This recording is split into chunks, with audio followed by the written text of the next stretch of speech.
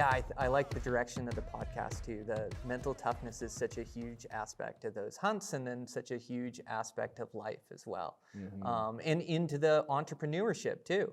Like a lot of the, like that house, just getting that done. You talk about mental toughness, like that was tougher than any tag or any hunt I had this season, just to keep my headspace right, to push day in, day out. It's just such a grind. And it's not hard to go work construction for 1 hour or 10 hours or 12 hours, but you hardly make a dent in it in one day or in 1 week or in 1 month. It's the duration of it. It's month after month after month of this exertion. And then like I just started to boil down my life, and all of a sudden, it's like everything else, my family matters, my hunting matters, but in this moment, this is the thing that matters to make a better life for me and my family, And so I start boiling down like all my free time, and it's all put into this project. So like I say, I maybe give myself 15 minutes, 30 minutes grace in the morning when I wake up, take a shower, I have a cup of coffee, and then it's pretty much to work. Go time. And then I work for as long as I can, and then come home at about 8 o'clock at night, dinner, half an hour with the family, pass out,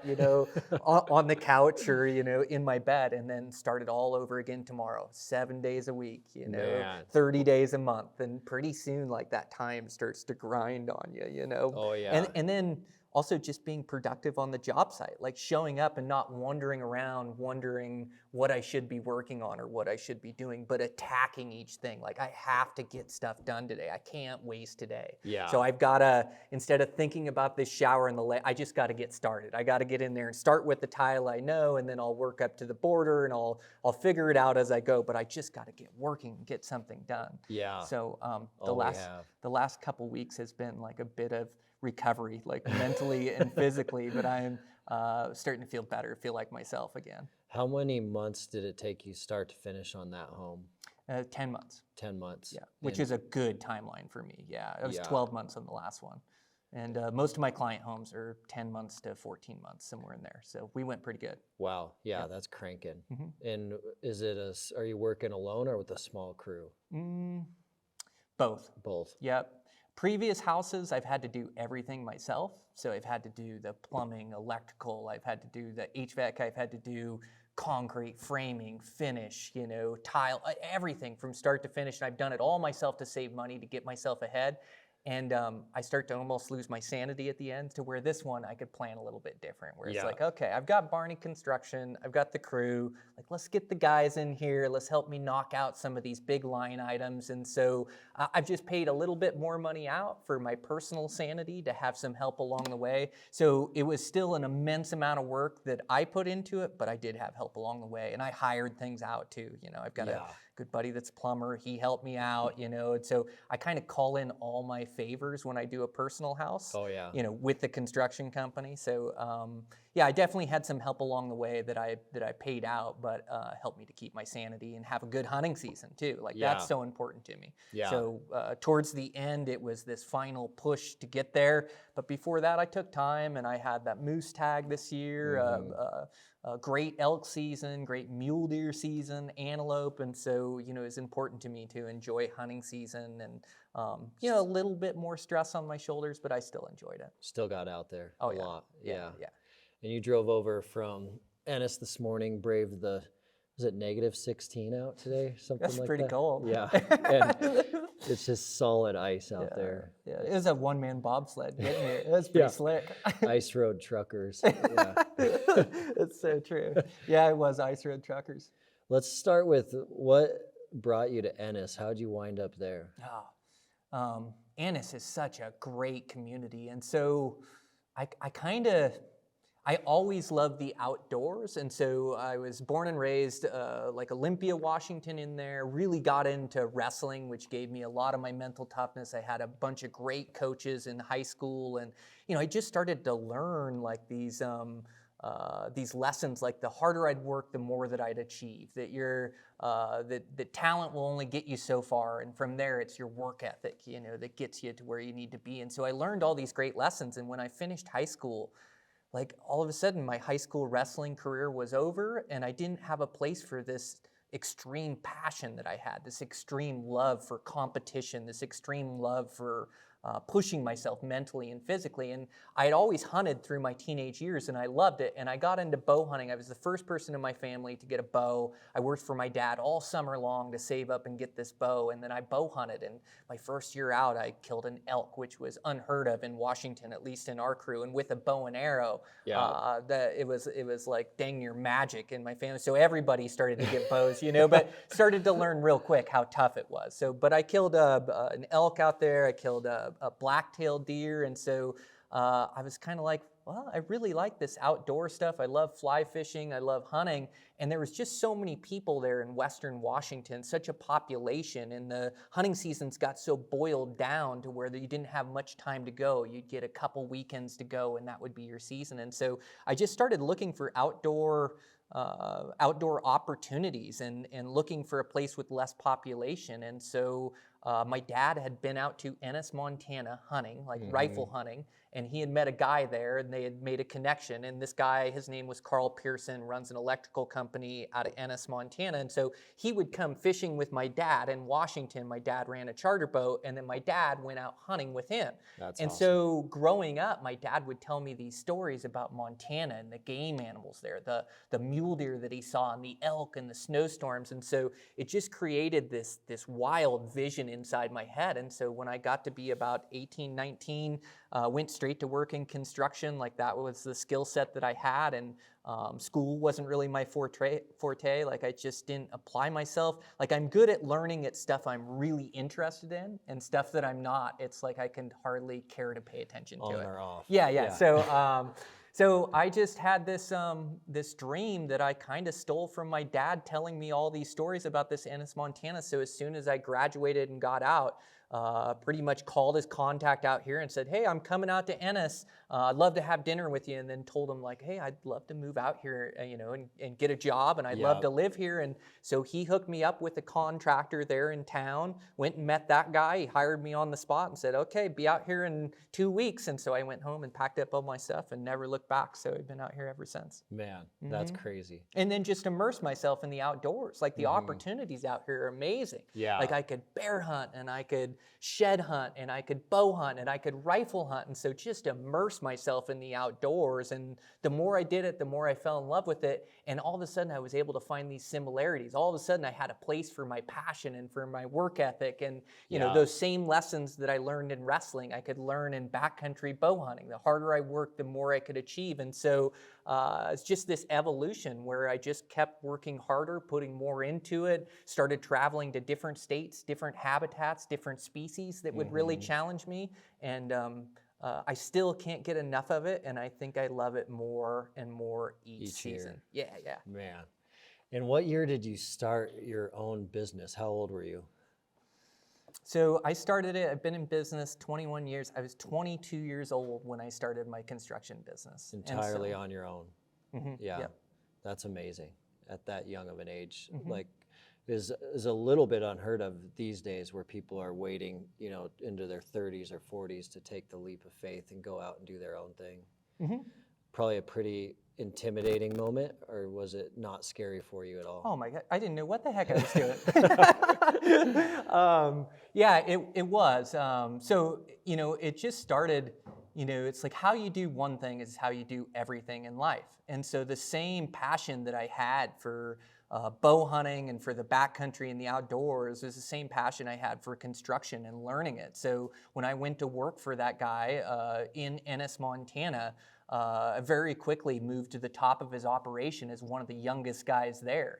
I cared, and so I learned and I paid attention, and I worked hard. I put effort into it, and I'd show up prepared day in, day out, and I'd bust my butt. And so I was able to work my way up the ranks of this construction company in a short amount of time, to where I was telling 30 and 40-year-olds, how to do the construction or how he wanted it. Just in a very short time. And so through that, I started to pick up side work. So I would get work on the weekends, and I'd finish out a basement, or I'd do a roofing job, or I'd do a siding job. And so I started doing these side works and side jobs. And then all of a sudden, this side work, it started to get to a place where it was like, I think I can just do this side work as my full-time job, and I can make more money. And so talked to my boss. I let him know my intentions. I gave him a timeline and when I was going to do it, and pretty much went out on my own. But it wasn't like I was killing it the first 5 years in business. Like it's not like I hired a crew and then I'm just able to get everything done. Like it all came down to me and maybe another guy getting all this work done. And so I just had to put my head down and work. And so these lessons or these attributes that I had are like this way of living life. So doing what I say I'm going to do. You do a price, you stick to it. You say you're going to work that Saturday, you work that Saturday. Say you're going to be done in a month, you're done in a month. And so I just tried to attack it that way. But I really took the jobs that nobody else wanted. Yeah. I was taking re-roofs and re-sidings. I was getting people's leftover work that they couldn't get to that they'd recommend me. I'd subcontract for other contractors that would get a good house and they didn't have the manpower and they knew I was a good carpenter, so they'd hire me. So I'd work for a wage, they'd deal with the clients, and I'd be kind of the in-between and get the work done.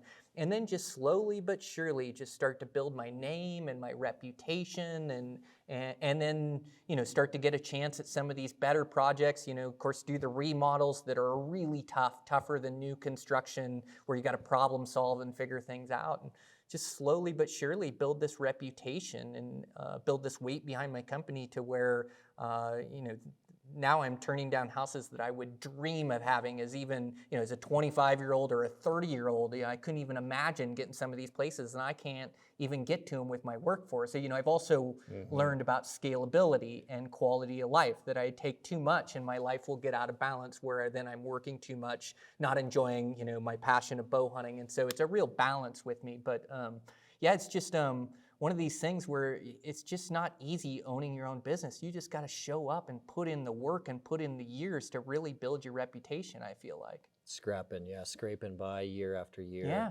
And just things are stacking up on top of each other as you progress through the years, as long as you're following those principles.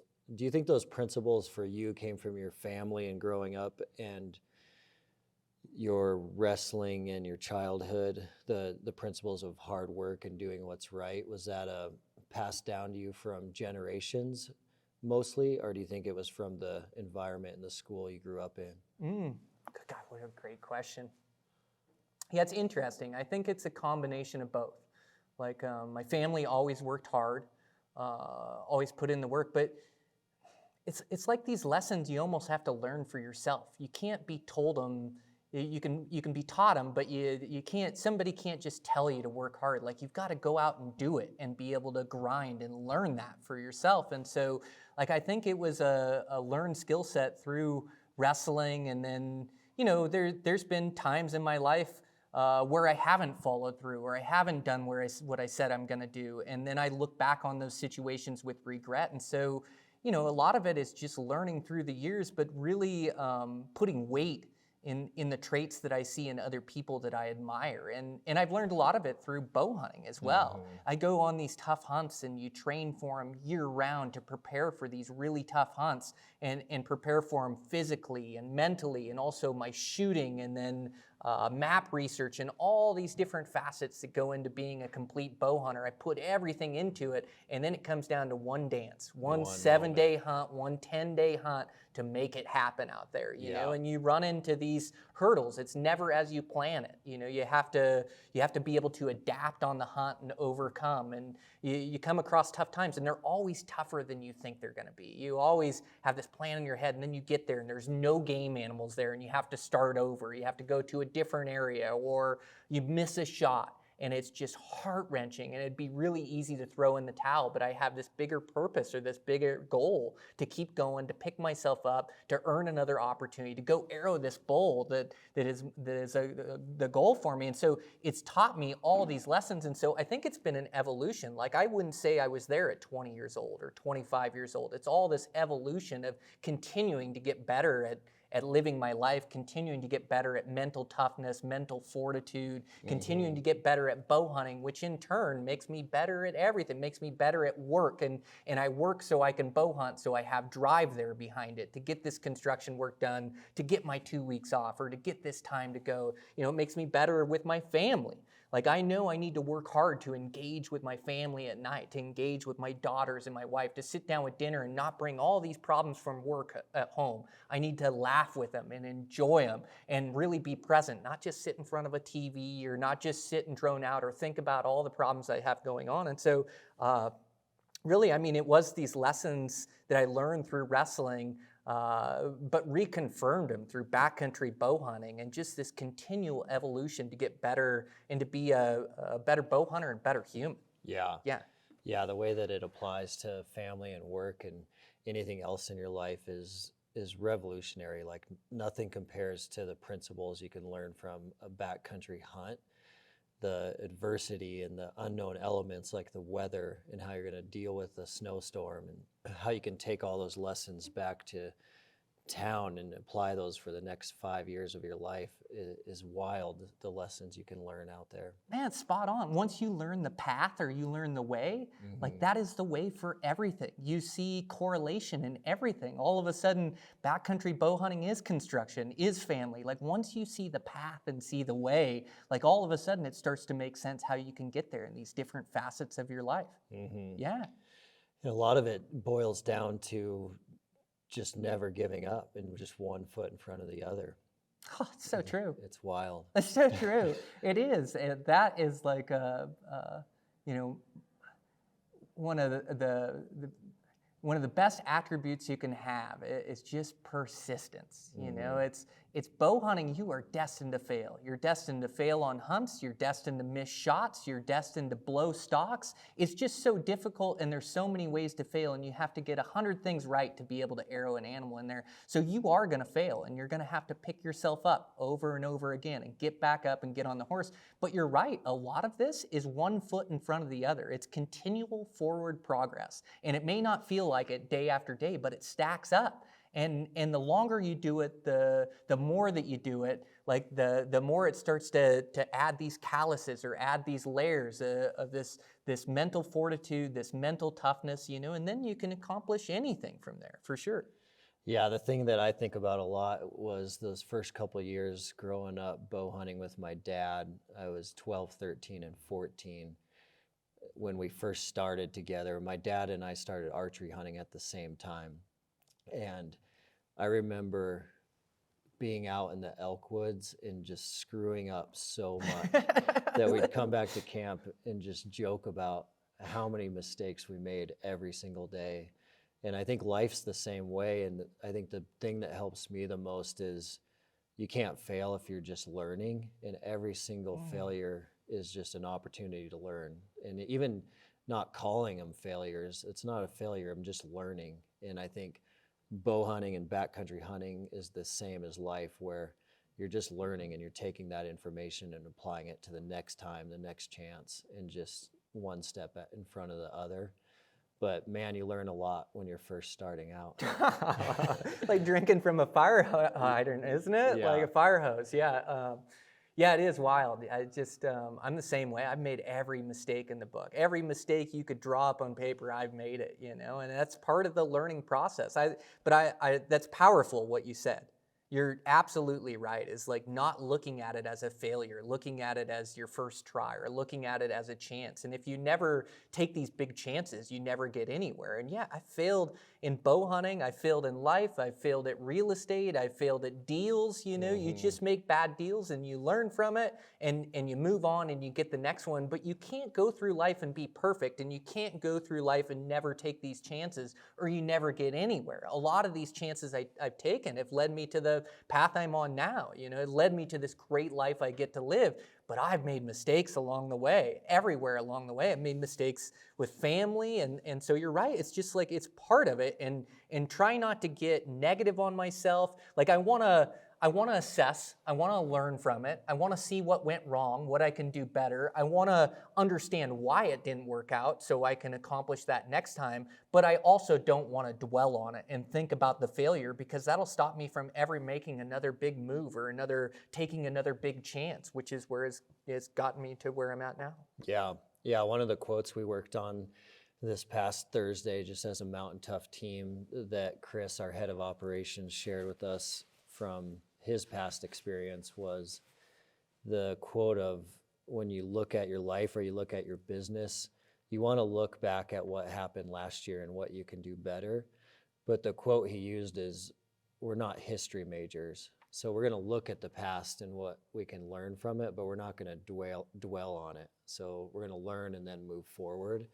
And I think that is just so helpful, because you can't dwell on it or you'll never get up off the ground. And so it's like getting bucked off.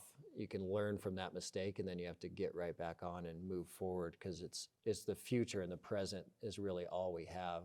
We can't be dwelling on the past. So true. Yeah, so true. And when you think Tom Brady's thinking about an interception he threw when he's throwing for the end zone, and he doesn't make every pass, he doesn't make every touchdown, but he forgets about the bad ones and moves on to the next one. We just got to be the same way. And we got to be the same way in bow hunting, in business, in life in general.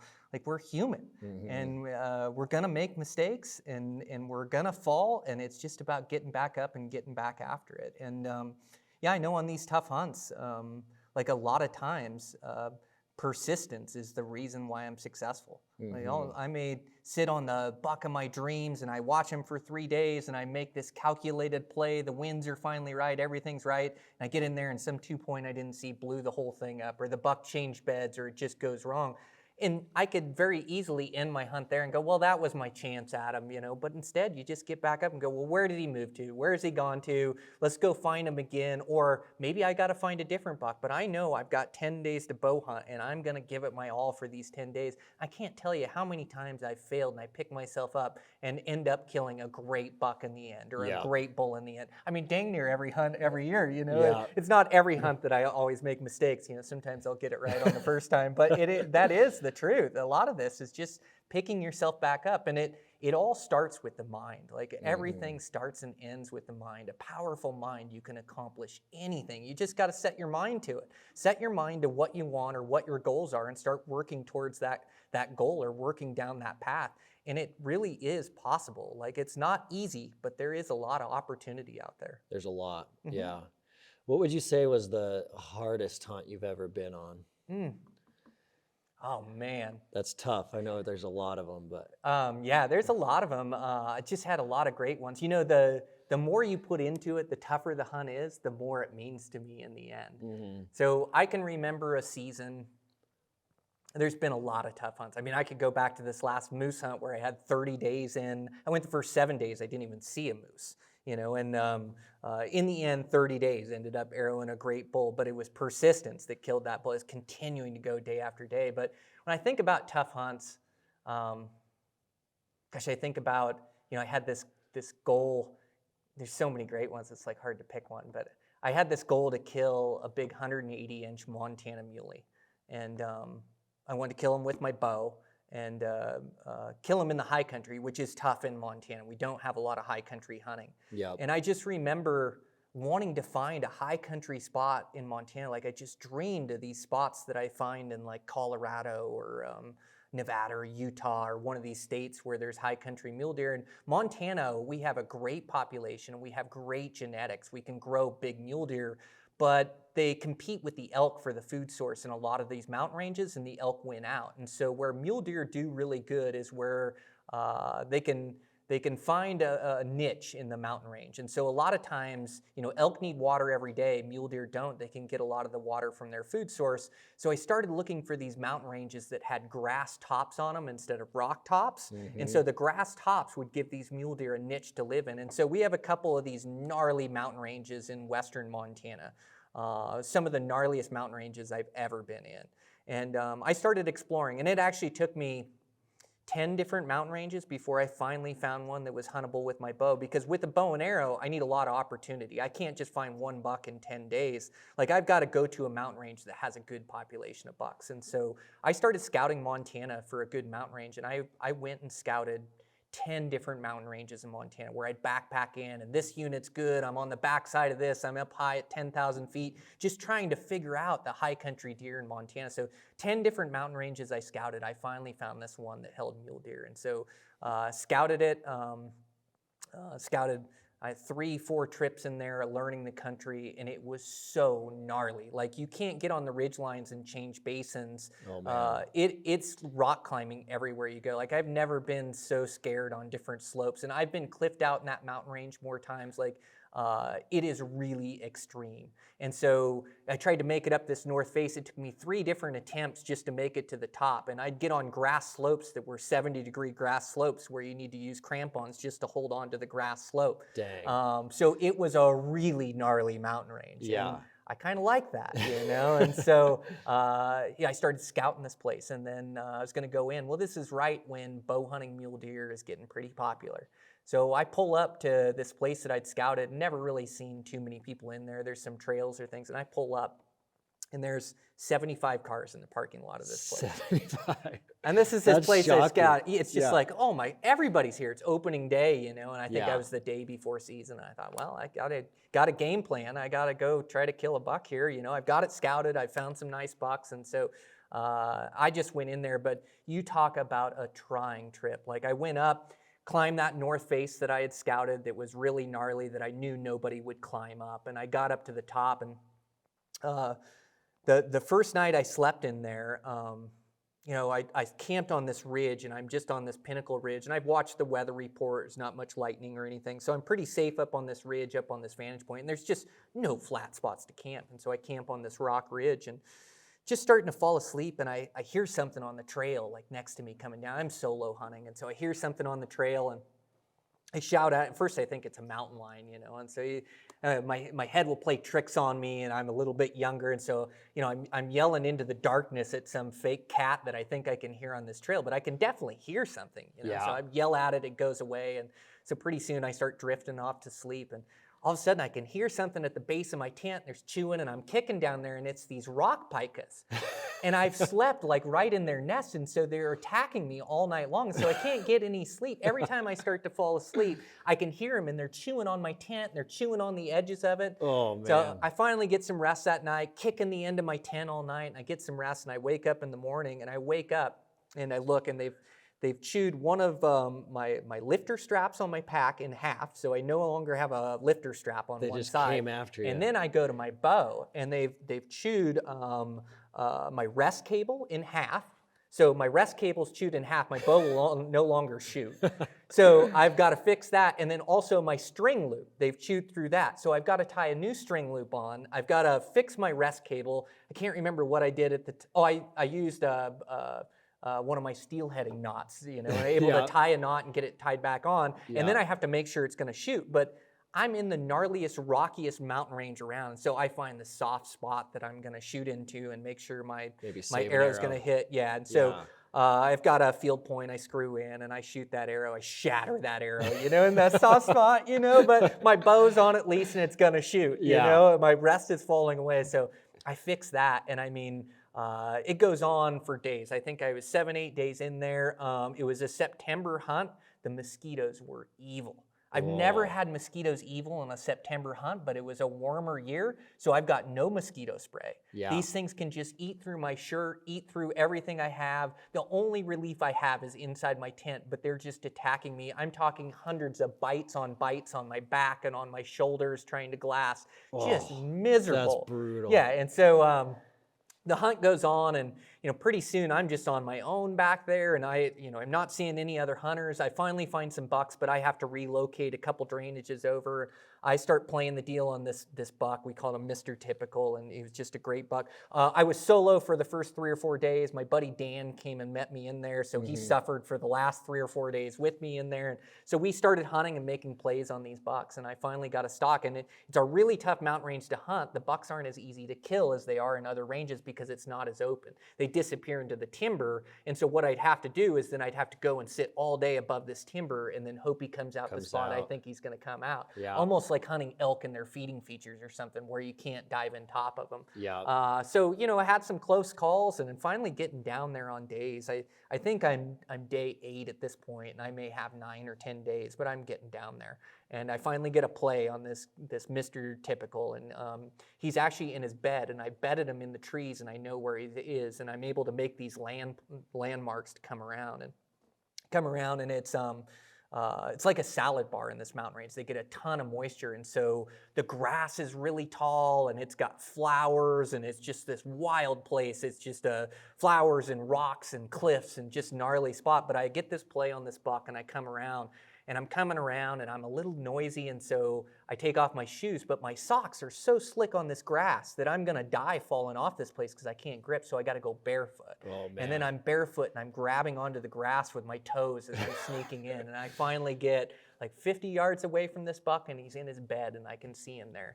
And I have to wait, and I have to give him, it seemed like an eternity, an hour, 90 minutes, something like that. I'm sitting in bow range, just preparing myself for my shot. You probably still have mosquitoes swarming around you. Yeah, constantly, yeah. Man. And, but he finally stands and gives me a broadside shot, and I'm able to put a perfect arrow through that buck and share the experience with my good buddy Dan. And I actually never would have got a picture of him. The hillside was so steep that shot him, put a perfect arrow into him. He took a few steps and then started just tumbling down the mountain. And as he tumbled down, he actually got stuck in the top of a tree as he fell in the tree. So Dang. I never would have got a picture of him. Yeah. I would have never been able to remember it, but I was able to wrestle him out with my buddy Dan, share the experience, and we packed him out. And we got back to the trailhead, and my truck was the only truck in the trailhead. Everyone else bailed. Everybody else was gone. The perseverance. So that was a really tough one, and that's my 180-inch buck in Montana that I worked really hard for. So that was definitely a tough hunt that I learned and grew from. That's amazing, because that's probably multiple years in the making, huh?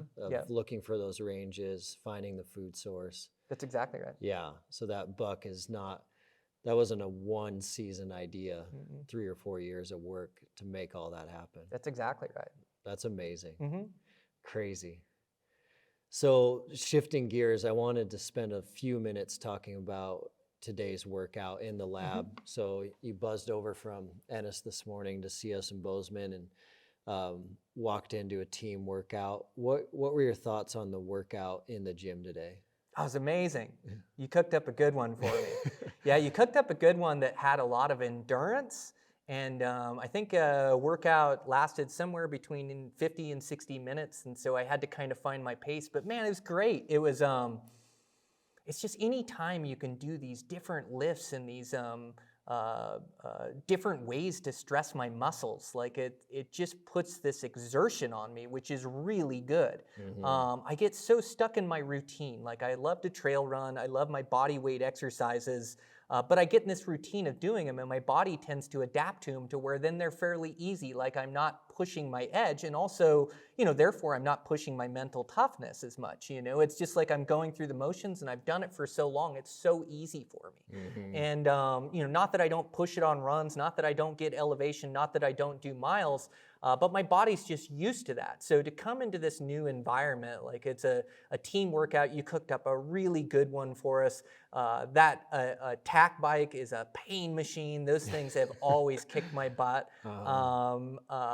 So it was this workout where we did, which is what I love, by the way, is we did different workouts. You had us doing deadlift and bench press as one. Then we went to the sled, which is another pain machine. Like pushing it is one thing, and then pulling it just would hammer my quads. Yeah. And then you had us get on the attack bike right after the sled, which was planned, I'm sure. Yeah. It was just amazing. I got such a good workout from it, and it just reminds me, I got to get this gym set up. I got to come see you guys up here. I got to do more of those workouts because it's so beneficial for me. So, man, it's absolutely amazing. And it was great, too, is you didn't have me like a lot of these workouts. Say number one, you kept me safe. you walked me through the lifts, through the workouts, through the weight I should be doing, didn't put too much pressure on me to do too much weight. You wanted me to get the motion right. You wanted me to get the lift right and correct. So safety was number one, which I thought was great. But the next thing is like you didn't blow me up. Like I can go work out, I can go run tomorrow, the next day I can continue to work out. So you didn't try to blow me up with one exercise over and over that would just annihilate, my hamstrings where I can't walk at the shows or I can't go run tomorrow. So it was all very intentional by you, this whole workout. And I love the endurance aspect of it. Like there was a couple times during the workout where I'd start to push too hard, where it is a team workout. So I'm trying to get these miles on the bike for our team, trying to do good for everybody. But I'd almost push it, almost push it towards a sprint to where I was redlining, and then I'd have to manage that and have to kind of work through it, which is really good for me. And so I got there a couple times in the workout where, I want to push, I want to get the work in, but I also, it is an endurance. We are going to go for an hour. So I've got to be able to continue this exertion. But man, it's awesome. What'd you think? I thought it was awesome. Yeah, the way that you just walked right into that and were game, no questions asked, like you're in, let's do it, I thought was phenomenal. And there's so many crossovers to backcountry hunting in all workouts, but that one, the perseverance, because that one we call the 10-mile death bike challenge. So if you're alone, you have to do 10 miles. If you have a partner, it's 20 miles. And what happens a lot in that workout is you start looking at your mileage. And so today we needed 20, and you look down and you're only 5 miles in and you're like, man, 15 more miles to go. This is going to be a long grind, which is, a lot like a hunt where you just got to realize that you're just going to have to persevere. This is going to be a long grind, and you got to just find that right gear so that you can survive the hour, because it is about longevity. And that was another big part of us making sure that one was really safe, because for us, like if an athlete works out and gets injured, then they don't have the career longevity or the hunting longevity. So like our athletes, if they're crushing the mountains in their 40s, we want them crushing the mountains in their 50s and 60s. And that is a different training strategy than being the biggest, strongest guy in the gym. It's a strategy around longevity for the mountains, or longevity for their job and their mission. And so I'm glad you picked up on those like subtle little nuances, because safety is huge and career longevity is huge. And then the team aspect of that one's really interesting, because there's always someone right in front of you that you're trying to kind of catch who's on your team, but there's always someone right behind you that's kind of just nudging you a little bit without saying anything. You just know they're there. And there's a ton of crossover to that in life and hunting as well, where one good hunting partner can change the whole game, especially like on day 5 of a 10-day trip. They show up and all of a sudden it's like, yeah, I can do this for 5 more days. My buddy's here. And so hunting and workouts, there's so much to learn from both. It's a lot of fun. So much fun. Yeah. You're right. When you can incorporate your buddy in it or a community, you push each other to go further.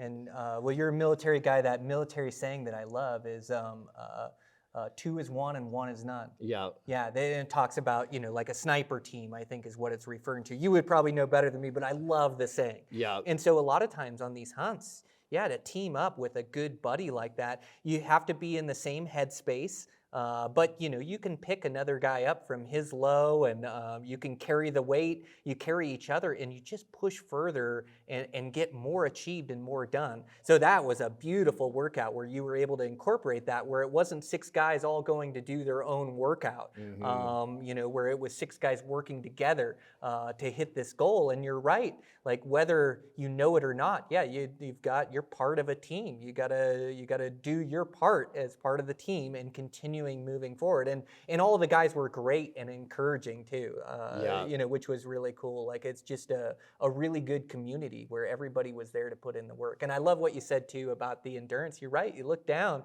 I mean, I think you maybe only get a mile and a half or so each time around. Yeah. You'd look at that thing every time. It's like, oh, okay, we're Yeah. here. Yeah, we're It's gonna 5 be a miles while. in. Yeah, it's Yeah. going to be a while. It's a sustainable pace. Yeah. Beautiful workout, really intentional. And just tell how long you guys have been doing it and structuring these things for the benefit of your athletes. Yeah, it's amazing. It's fun. Yeah, it's so much fun, and there's so much crossover. We talk about all the hard things we go through in life now. The way that we, as like a Mountain Tough staff, can apply workout principles to that is crazy. So like you can be going through something really challenging in life, and you can feel it now where it's just like being in the middle of a really hard workout. And the way to get out of a really hard workout is the same to be successful on a really hard hunt. And it's just don't quit and keep putting one foot in front of the other. And that applies to whether you're in the gym in the hills or you're just going through a really difficult life situation. Mm-hmm. Just that perseverance is huge. So true. Yeah, no, it's so true. Direct correlation to it. And yeah, I couldn't help but smile. It's like, gaining mental toughness is slippery. Like it's tough. And it's tough to continue to put forth effort and gain that mental toughness. Like it's really easy to coast. Mm-hmm. And so the way those workouts are structured, you're adding mental toughness every time you do one. Like it is such a great tool, if not the best tool for adding mental toughness, is just making through those workouts and getting your head right. Mm-hmm. Like when you look at that attack bike and you're only 5 miles in and you have to continue forward, like that is mental fortitude. That is mm-hmm. mental toughness. And so I couldn't help but smile throughout the workout because you put me in that pain multiple times throughout that workout where it was like, oh man, this is great. Like he's got me redlining. He's got me right where I need to be. Like this is the point where I need to continue to go or continue to make the next step or continue to push that sled or get to my next objection, So yeah. Next goal, And so, man, it's awesome. Yeah. I loved it. And it takes a lot of maturity, and you have it from your life, I'm sure, in what you've been through, in what you've built, in what you've done in the hills. But not everyone would have had that today. So the maturity I'm referring to is some people would have gone out too hot, too fast, and crashed and burned on a workout designed like that, which is fine. It's a great learning experience to mm-hmm. talk with them about. But what you could have seen today is someone who wanted to excel so bad that they would have sprinted really, really hard too many times on that bike, and then they would have bonked and crashed and not been able to finish the workout. Mm-hmm. And so a lot of doing really hard workouts in the gym is to teach you to thrive at your optimal level, and you're going to need that skill in the backcountry so that you don't crash and burn there either. Because you'll see that a lot too. Without that maturity, you'll see the scenario where someone can't get out of the tent on day 3 of a 10-day hunt mm-hmm. because they weren't keeping themselves in that optimal range, and they crash and burn. Mm-hmm. And so all those maturity skills come together and they apply to everything you do, but you got to go through hard things to figure all that out, because mm-hmm. everyone has a different red line level. But if you don't find out where that level is, then you're not going to know where to push, like in the backcountry, and where you should back off. Oh. So it's pretty cool how they're all interconnected. That is so interesting. Yeah. You're right. Well, and not to say that I did it with a bunch of maturity. I was on the edge of crashing a couple times. But no, you're right. Like that is so true. And you're right about your pace in the mountains. Like these hunts, these 10-day hunts, it's about this pace in the mountains, mm-hmm.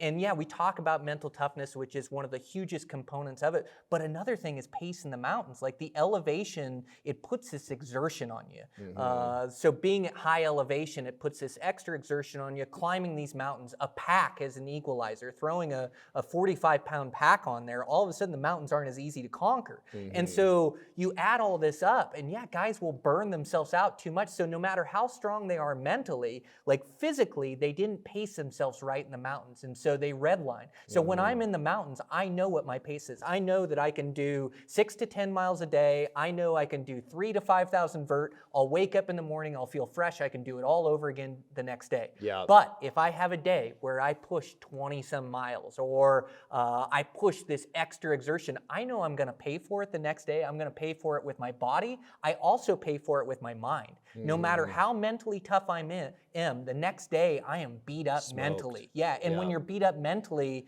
you're not thinking as positive. You're not thinking about the next step. So I try to hold this pace in the mountains. I try to hold myself under this threshold so I don't redline. Now, there is times where it's time to go all in and it's time to redline and see, like packing out an animal. I've got to get this animal out. I've got to get them cooled down in 6 hours. I've got to work. I may be blown up tomorrow, but I got to get this thing out of here. Or like I see a giant buck, and like I can remember this hunt in Nevada where you stare across and it's so intimidating. It's 3,000 down, 3,000 up. It's all the way across the other side of this huge canyon. And then to make it back all the way to where my camp is over this other thing, it's going to be a 20-mile day. Yeah. But, you know, I see a 200-incher over there that I've been watching for 2 days, and he's bedded in a good spot, and it's like, now or never, I got to send it. I know I'll pay for it. It's time to redline and go all in. Yeah. You know, and then I just try to wrap my mind around the next day. But you're so right. This pace in the mountains is so important to figure out what your pace is in the mountains and not overdo it on the first day or on the pack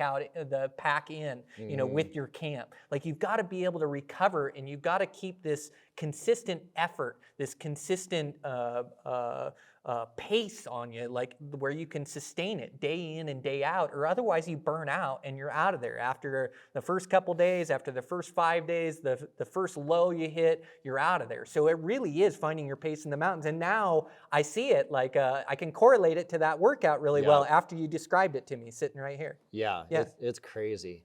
And I think for a lot of people that takes 5, 10, 15 years to figure out. Like, it's not something that a backcountry hunter is going to know about themselves on year one. But what they can do is manufacture a lot of adversity in their lives, and by doing hard things, they'll start to learn a lot of those things about themselves that they can then later on apply in the mountains. Absolutely. That's why like signing up for a trail marathon and just doing it and figuring out where your body is and learning a lot from that, like doing that hard thing and training for that hard thing is all going to carry over into their hunting experience. Oh, it does. 100% it carries over. Yeah, those lessons learned, that's what you rely upon when you're on those tough hunts. And these tough hunts, you know, you fall back to your training for sure. So if you've trained that and you've made it through, you know, you've figured out your pace, or you know what's sustainable, or you've been through these tough times, like you know how to pick yourself up mentally, you know how to keep going. And that's everything on these hunts. These hunts, I mean, you know, in today's day and age, with a bow in your hands on public ground, it is tough out there. You know, and it takes having all these skill sets and being able to apply them. And you still might come up short. It still might be a multi-year quest like my mule deer. You know, it's For sure. You don't always find success your first time out, and so yeah, it's learning these lessons through your training. You know, putting yourself in these situations, and then you're able to translate that into the mountains, and you translate it into success. Like one of my, you know, my biggest secrets, like hunting the mountains, has been being in great shape. There's no buck too far. I can always keep a positive attitude. I can always keep going, but my physical fitness is what's carried me through a lot of these hunts. And I mean, I have bucks named. It's the marathon buck, or the, you know, because the stalk was so far to get around him, and it was all at last light and able to come down and arrow a great 190-inch Wyoming mule deer. You know, and so like a lot of these times, you don't know what's going to be the deciding factor in finding success, but you just give yourself a chance at success. Just keep giving yourself a chance day in, day out. If there's a chance or a play to be made, you go make it. You know, and you don't want to stalk recklessly. You don't want to hunt recklessly. Like you want it to be calculated and controlled and make the right moves. It takes time to learn those instincts, but being in great physical shape, you just don't make excuses. You always go for it. You always go over the next ridge. You continue to look. There's no buck, no bull too far. There's no hole you won't go climb into if you hear a big bugle down there. Like, that fitness has carried me through on a lot of these tough hunts. Huge. Huge. It's huge. Yeah.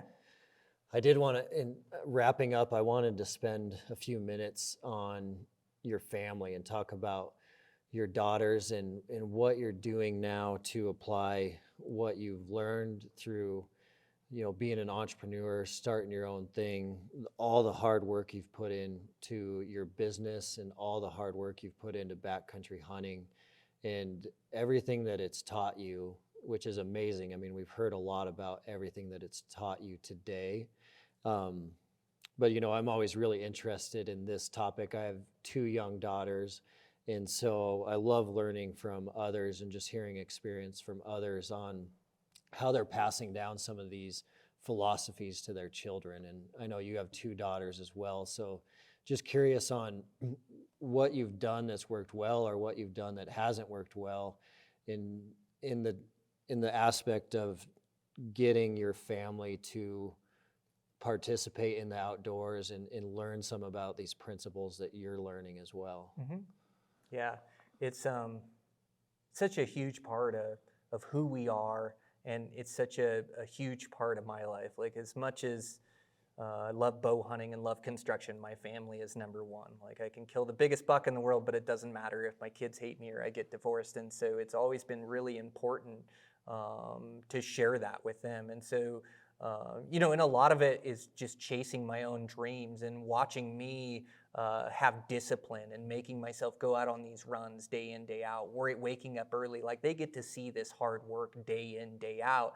And then just these conversations, like these in-depth conversations with them where they're able to open up. And actually the outdoors is a great place for it. Like, I have these conversations with my girls that I never have sitting in my house, but when we drive halfway across the country, halfway across the state, I've got 5-6 hours to be able to talk to them in depth, or when we're sleeping in a tent, or when we're like, you have this connection where you get them out of this familiar spot. And so it's tough. You can't choose what your kids love.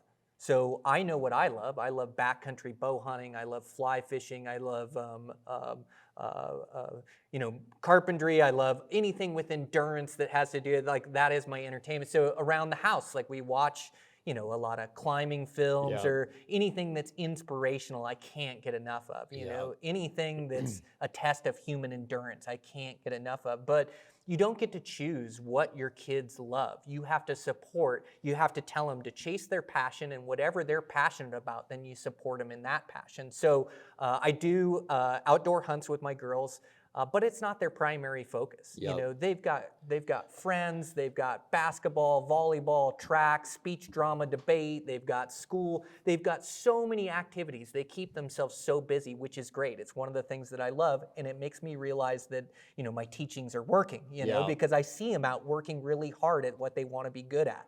I see my daughter grinding on the basketball floor, being the smallest one there, but having the most hustle, the most tenacity, never showing weakness on the court, never being tired, running with me out in the snow hills so she can be good at basketball. I see her putting in the work, and it's, you're given whatever talent you're given, and then it's the work you put in. And I've been able to see her as a freshman, start on the JV and play all these minutes and do so good for her team. I get to see her have pure joy. They won a game, the other night where they won in the very end by a couple points. It was just a nail biter, and to see the pure joy on her face, to share that with her friends and her basketball team, to watch her hard work pay off for her is amazing. And so, like, we do hunts, and she'll go do an adventure with Dad, and it's really important that we do one of these a year. So I definitely show them Toughness in there. I cater these hunts that I want them, you have to see a little success before you're willing to put it all on the line for what you love to do. So you can't just go out hunting and go on the toughest bow hunt imaginable and take them out there and expect them to have fun. Like, it's fun for me because I know the payoff. Like, I've been there before. Like, so I love it. I know the payoff. I know what the top of the mountain feels like, and I know what it feels like to achieve it. So I'll do anything to achieve that goal. My girls haven't learned that yet. And so I want to go out and I want to challenge them. But, a challenge for me is not the same as a challenge for them. I've got to cater it to them. Like, they've got to build these levels of toughness. So we go out and we go hunt hard and we go put on a bunch of miles, but I'm real cognizant not to burn them out or not to have it too much. And I also want to see them have some success. So They shoot their bows. They shot competition for a while. Like, of course, I've tried to get them interested in everything that I love to do, but they've just kind of gravitated other ways. They've gravitated towards their sports through, the basketball, the volleyball, the track, speech, drama, debate, their schoolwork, college now. And so they can still apply all these lessons in what they love to do. So it's just like having these in-depth conversations with them. And so there's like these teaching moments that come up being a parent, and they come up almost every week, every month, throughout the year, where you see them get frustrated at another teammate or frustrated at how things are going or who the coach is playing. And so you can just have this conversation, and you can bring this calm to them and let them know that, your solution out of this is hard work. Show them that you'll work hard. Show them that you'll put in the work. Show it in practice. Show it at the game. Show it, and so I just have these teaching moments where I'm able to go in depth with them. So I love to spend as much time with them as I can. I love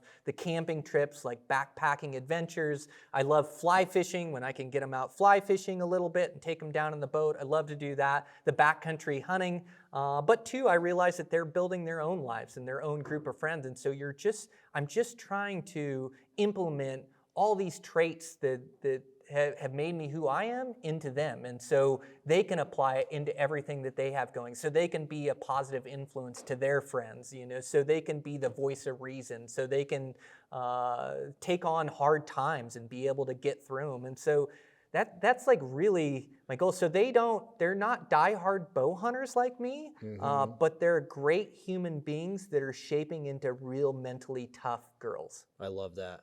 Yeah, I love that so much.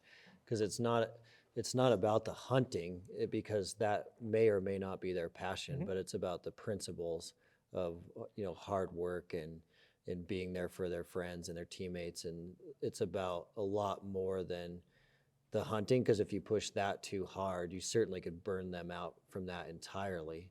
But it's about pouring gas on what they're passionate about and being there to support them. That's it.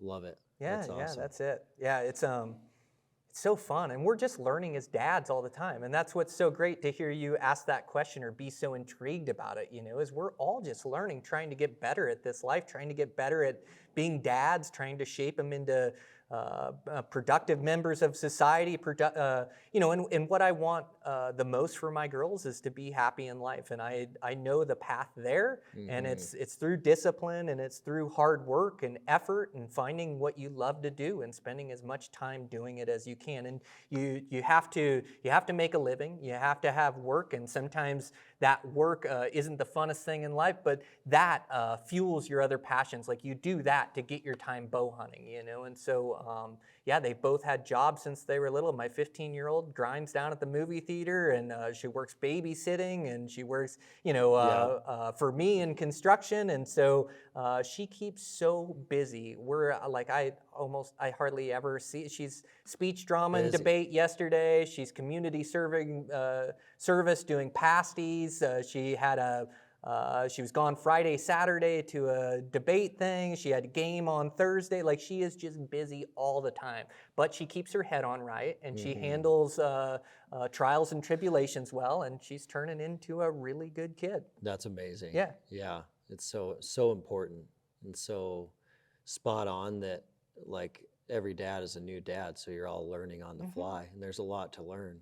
And there's no handbook. Yeah. You got to kind of figure it out as you go, and they're all individuals. It's wild having two kids, isn't it? How one is totally different from the other one. Totally different. What worked for the first one, you're like, well, I'll just treat it like the first one, and then it's a totally different human being that comes out that takes a total different rule set. Oh, it blows my mind. The personality difference between my two daughters is opposite.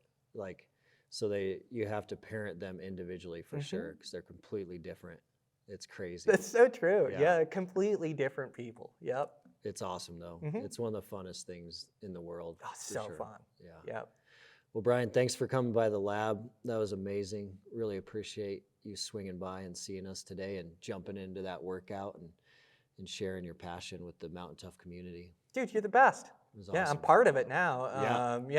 Be back to work out, and definitely be using those workouts, on the app. The home gym. Yeah, man, it's amazing. Yeah, you guys are doing really good work, and there's a reason why you guys have been successful. Is these programs are proven, they work, and you're proving them Like we were talking today about your athletes that are coming in at 3 that started this program pretty much from the couch, and different body types, like you were talking about the one real tall guy that that is in there. So it's proven, and you guys are proving it day in, day out, and you're proving these workouts before you're putting them out, on the app for all of us to use. So I just really appreciate, like, man, I've done some different workouts. I really enjoy that style of workout that you're doing.